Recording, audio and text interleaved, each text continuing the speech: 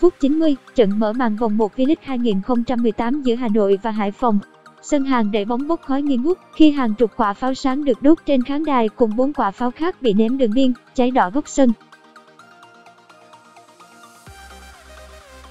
Lực lượng an ninh cuống cuồng dùng khăn và bình cứu hỏa dập lửa. Trên khán đài, đám đông cuồng nộ vẫn muốn đốt tiếp, ném tiếp vì phải ném thế mới chất. Trên sân, các cầu thủ thẫn thờ nhìn nhau, mong muốn được chơi nốt 3 phút bù giờ ít ỏi còn lại của Hà Nội và Hải Phòng tan biến như khói khi trọng tài nổi hồi còi mãn cuộc. Trận đấu không còn đảm bảo an toàn để diễn ra. Với những ai theo dõi V-League từ lâu, khung cảnh hỗn loạn kể trên là chuyện bình thường. Thậm chí, cổ động viên đợi đến gần hết giờ mới làm loạn, đó đã là tiến bộ. Nhiều cầu thủ trong quá khứ từng phải nhận mưa trái lọ, giày dép, gậy gộc hay tất cả những thứ gì ném xuống được. Mang rợ hơn, cổ động viên từng ném cả đầu chó xuống sân với mục đích răn đe đối thủ.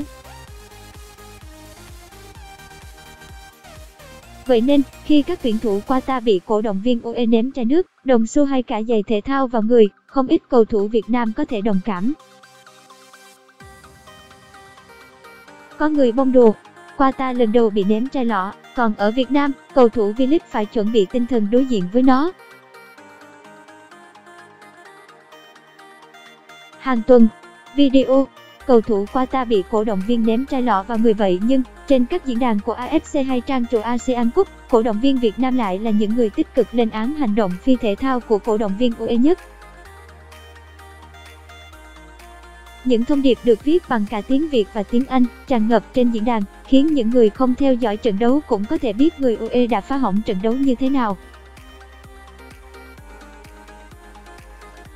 Mọi khán giả văn minh đều có cảm giác bị xúc phạm khi xem trận này, dẫu Qatar, chứ không phải Việt Nam, mới là đối tượng để cổ động viên UE ném giày, ném chai hay chửi bới suốt cả trận đấu.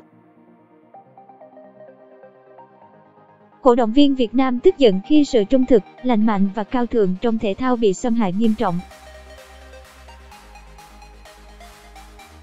Đây cũng là lần hiếm hoi cả cộng đồng bóng đá Việt Nam cũng nhìn về một hướng, với vấn đề không hề liên quan đến tuyển Việt Nam. Nhiều người ước rằng, giá như tất cả cũng có chung hướng nhìn như vậy trước tình trạng bạo lực sân cỏ hay bạo lực khán đài ở V-League, nhiều bi kịch có lẽ đã không xảy ra. Pháo sáng có lẽ đã không bị ném, trọng tài đã không bị đồng thanh chửi bới trên sóng truyền hình. Chai lọ, giày dép đã không bay vô tội vạ, hai cổ động viên đã không tràn xuống sân lùa đánh trọng tài, cầu thủ đối phương, biến sân bóng thành võ đài, thay vì nơi để tất cả hòa chung đam mê bóng đá.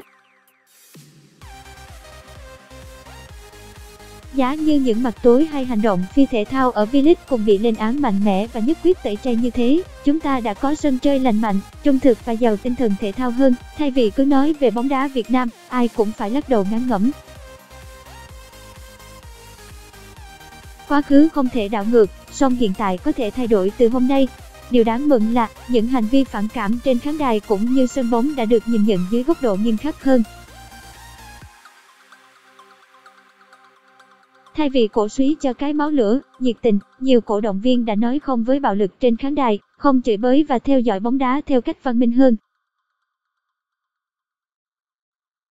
Bóng đá hiện đại nói không với tất cả vấn nạn xâm hại đến tinh thần cốt lõi nhất của nó.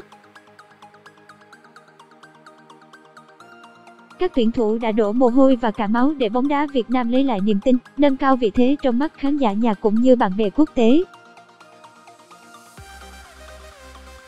Do đó, cổ động viên thay vì yêu xuân, cần xây dựng cộng đồng bóng đá văn minh, tử tế ngay từ hành động giản đơn nhất.